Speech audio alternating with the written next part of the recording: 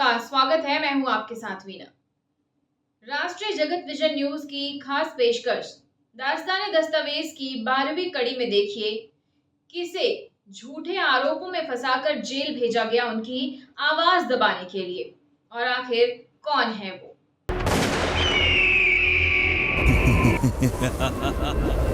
तुम क्या लेकर आए थे और क्या लेकर जाओगे?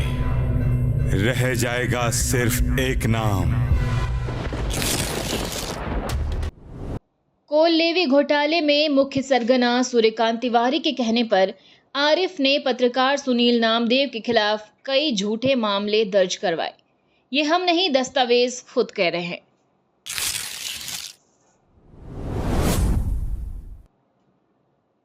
चैट में वो इन एफआईआर्स के बारे में चर्चा भी करता है। इस चैट में वो स्वीकार करता है कि सूर्यकांत तिवारी दबाव डाल रहे हैं और मामला गैर संज्ञेय प्रकृति का है। वो अनिल टुटेजा से मार्गदर्शन मांगता है। नई सरकार जो आई है, हमारा उनसे निवेदन है कि कम से कम जो हो चुका वहीं विराम लगाएं, पत्रकारों की रक्षा करें, क्योंकि पत्रकार, राजनीति और लोकतंत्र ये तीनों एक दूसरे के पहलू हैं। अगर स्वस्थ पत्रकारिता नहीं होगी तो ये जो नौकरशाही में टाई पहन के जो डकैत घूम रहे हैं, चाहे वो खाकी वर्दी में हो या कोट पहन के घूम रहे हो, ये आईएएस अखिल भारतीय सेवाओं की समीक्षा होनी चाहिए। सारे डकैत छत्तीसगढ़ कैडर में समाहित कर दिए गए हैं। इनके ऊपर क्या कायदे कानून लागू नहीं होते? पत्रकारों पे ही लागू होते हैं सिर्फ? ये हम सरकार से पूछना चाहते हैं, सत्ता के कर्णधारों से पूछना चाहते हैं, क्यों इनके ऊपर भारतीय शासन के कानून लागू नहीं होते? आज 10-20 पत्रकार अंदर हो रहे हैं महीनों में। कल जो भी सरकार के खिलाफ लिखेगा, सरकार चाहती है कि कार्रवाई करे। कोई सरकार नहीं चाहती कि ये भ्रष्ट अफसरों को संरक्षण दिया जाए। कोई इस महकमे में बहुत ईमानदार अफसर भी हैं छत्तीसगढ़ में, जो नियम कायदे के अनुसार चलना चाहते हैं, कानून का राज स्थापित करना चाहते हैं, लेकिन कमजोरी राजनीति और लोकतंत्र के हमारे इस चौथे स्तंभ पर है, जो 9 बजे रात के बाद से लड़खड़ाने लगता है। ये शहरी नक्सली जो नेटवर्क बना हुआ आईएएस और आईपीएस अफसरों का, आईएफएस अफसरों का, इसको भी तोड़ना है आपको। दागी आईएएस, आईएफएस और आईएफएस अफसर इस सरकार में, इस राज्य में नौकरी कर रहे हैं। कैसे कर रहे हैं? क्या इनके ऊपर कायदे कानून क्यों नहीं लागू होते? क्यों सीबीआई इनको समय पर गिरफ्तार नहीं करती? क्यों ईडी इनके आगे नतमस्तक हो जाती है? क्यों सरकार जो ईओडब्ल्यू बना के रखती है, ऐसे भ्रष्ट अफसरों के खिलाफ वैधानिक कार्रवाई नहीं करती, बल्कि पत्रकारों को ब्लैकमेलिंग के आरोप में सीधा जेल भेज दिया जाता है, उनको नोटिस तक नहीं दिया जाता? क्या खबर लिखना इस राज्य में जुर्म है?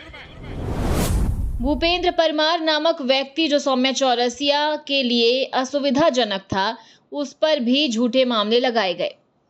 आरिफ शेख अनिल टुटेजा से अनुमति लेकर इस व्यक्ति के खिलाफ चेक बाउंसिंग पर 420 आईपीसी का मामला दर्ज करने के खिलाफ साजिश रच रहा है। एडीएम सुखनाथ अहिरवार से संबंधित चैट में आरिफ शेख अनिल टुटेजा के सामने इस एडीएम के खिलाफ मामला दर्ज करने की अनुमति देने की भीख मांग रहा है और आश्वासन दे रहा है कि उसे परेशान नहीं किया जाएगा। अंत में छत्तीसगढ़ के राजा अनिल टुटेजा शेख आरिफ को सहमति देते हैं। एक भड़काने वाली शिकायत पर रमन सिंह के ओपी गुप्ता पीए को आरिफ ने गिरफ्तार किया और उन्होंने इस बड़ी सफलता के बारे में टुटेजा को जानकारी दी। शेख आरिफ ने भाजपा के एक राजनीतिक कार्यकर्ता गौरी शंकर श्रीवास के बारे में जानकारी दी और बाद में उन्हें कई झूठे मामलों में फंसाया गया। बहुत स्पष्ट है, पिछली भूपेश बघेल की सरकार में फर्जी एफआईआर का एक नया कीर्तिमान स्थापित हुआ था, जिसके चपेट में सारे एक्टिविस्ट, सारे पत्रकार और भारतीय जनता पार्टी के नेता रहे हैं। फर्जी एफआईआर करने वाले अधिकारी निश्चित तौर पर जिन्होंने कानून का उल्लंघन किया है, बहुत ही दुर्भाग्यजनक घटना है। छत्तीसगढ़ के लिए बहुत ही शर्मनाक वाक्य है। ये सारे एफआईआर की, ये सारे फर्जी मामले की जांच करने की आवश्यकता है और उन दोषी अधिकारियों पर कार्रवाई करने की आवश्यकता है, जिन लोगों ने कानून और संविधान का मजाक बनाकर रखा था। भूपेश बघेल की अगुवाई में शायद ही कोई ऐसा दिन या शायद ही कोई ऐसा हफ्ता होगा जब इस प्रदेश के एक्टिविस्ट और पत्रकार प्रताड़ित नहीं हुए। सबको जेल भी भेजा गया, सैनिटाइजर भी पिलाया गया, तरह तरह के गंभीर धारा लगाकर सबको लगातार अपमानित किया गया। आज भी बहुत सारे पत्रकार भारतीय जनता पार्टी के नेता और एक्टिविस्ट पेशी के चक्कर काट रहे हैं, अभी भी उनको इंसाफ नहीं मिला है।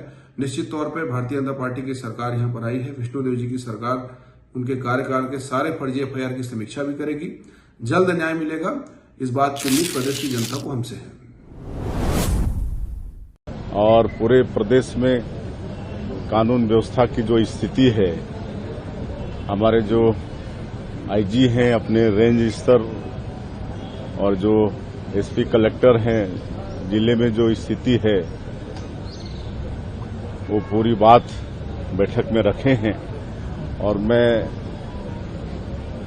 ये दावे के साथ कह सकता हूं कि पिछले समय 8 महीने में जो अपराधों की जो वस्तुस्थिति थी, जो परिदृश्य था, और आज हमारी सरकार में 8 महीने में जो अपराध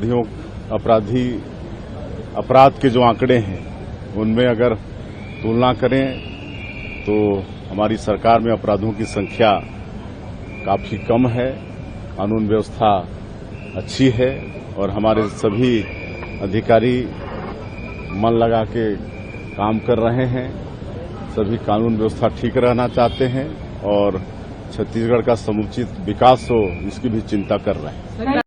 अनिल टुटेजा, जिन्होंने सतीश जैन नामक आरोपी को छोड़ने का निर्देश आरिफ शेख को दिया था, वो इस चैट में आरिफ शेख द्वारा बताया जा रहा है कि कैसे एक आरोपी सतीश जैन को न केवल बख्शा गया बल्कि एलडी कोर्ट को गुमराह करने के लिए एक झूठा और मनगढ़ंत फरारी पंचनामा तैयार किया गया।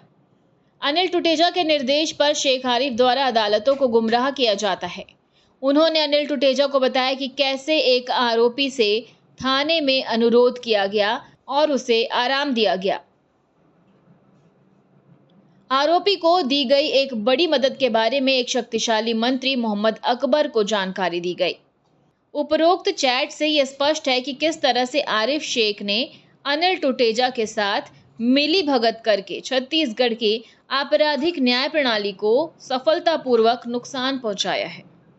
देश के हर भ्रष्टाचारी को एक बात कान खोलकर सुन लेनी चाहिए, वो